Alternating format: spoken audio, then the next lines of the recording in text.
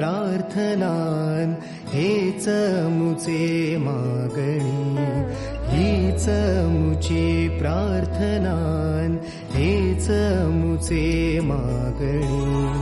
माणसाने माणसाशी माणसा सम वागणे,